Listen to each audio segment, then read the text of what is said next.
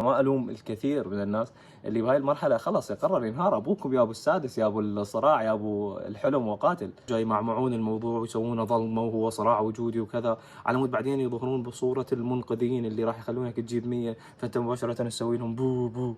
الموضوع غبي. يا اهلا، جرب تفتح اي فيديو على اليوتيوب، جو شو الدحيح، خطة باتمان القضاء على بقية أفراد فرقة العدالة، دعاء الصباح، ترانيم مسيحية، لازم تلقى هذا التعليق بأول 4 تعليقات تقريبا. أنا طالب سادس وجاي يشوف الفيديو، دعوة 40 غريب مستجابة. بعيدا عن كون هذا الشيء هو أكثر شيء يستفزني بالعراق وبالوجود وبالكوكب وإلى آخره، ولكن هو أمر يدعو للتساؤل. يعني شنو اللي يخلي هذا الإنسان اللي متكون من ملايين الخلايا واللي إلى بعد فيزيائي وإلى كذلك بعد روحي ميتافيزيقي إذا كنت مؤمن، يتحول إلى كائن السادس؟ يعني يعيد تعريف نفسه على أنه هو طالب سادس، وينزع شخصيته أصلا هو بالخامس علمي.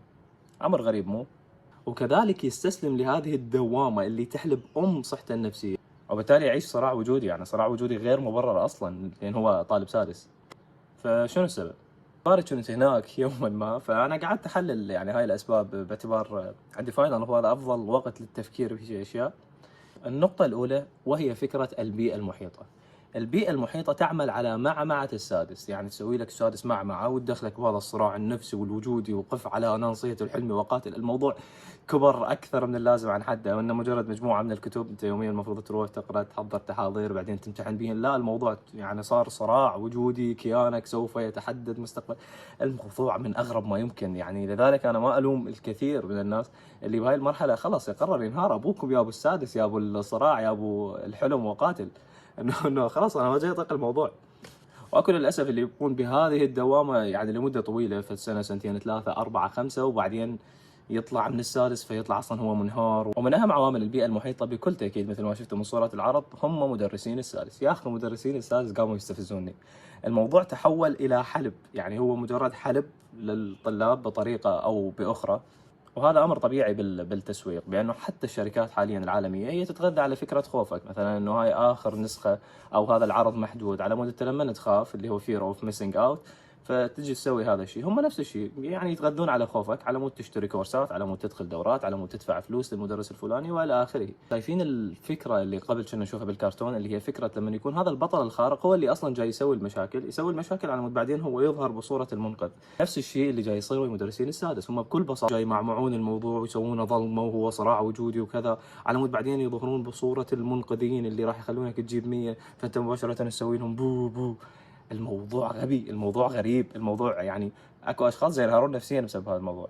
ما جانب الاهل فهو مبرر نوعا ما، لان الاهل بكل بساطه يريدونك تكون احسن شيء ممكن.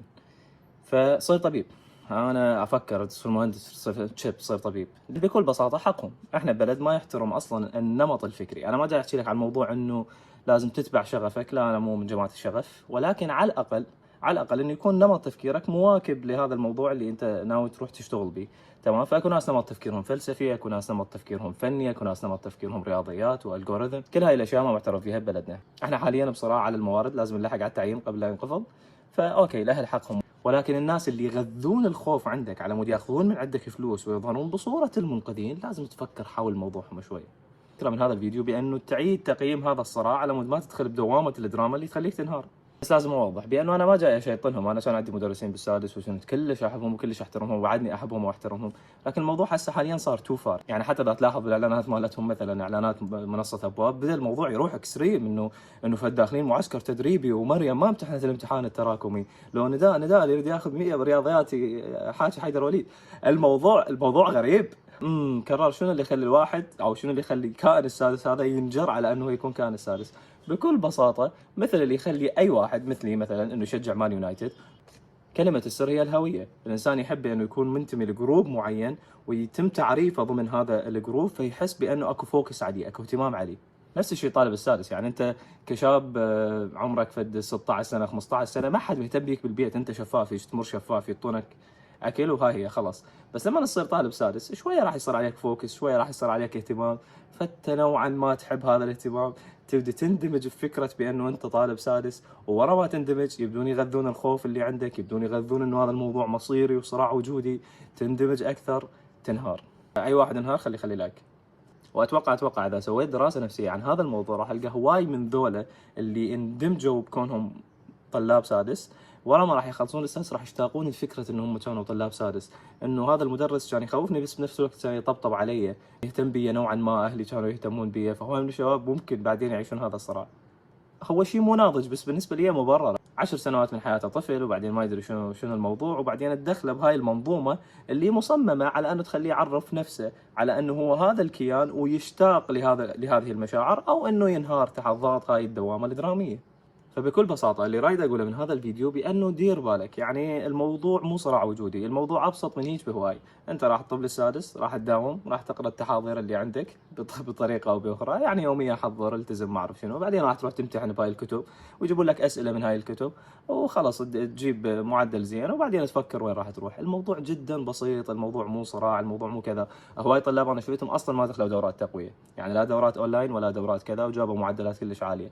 الموضوع بسيط، ما محتاج كل هذا الصراع. اكو اطراف معينه تحاول تضخم هذا الموضوع براسك وتسويه صراع وجودي، بس دولة يعني شو اسمه، يعني ناس مجرد جاي يتغذون على خوفك مثل ما وضحت لك. فخلي هذا الصراع على صف حاليا، اذا طبيت بدوامته اكو احتماليه كبيره بانه تنهار. تمام، خليك طبيعي، خليك انسان طبيعي، عرف نفسك على انه انت انسان مو طالب سادس. لا تعلق باليوتيوب، لا تكتب دعوات 40 غريب مستجابه، لا تعلق على هذا الفيديو اصلا.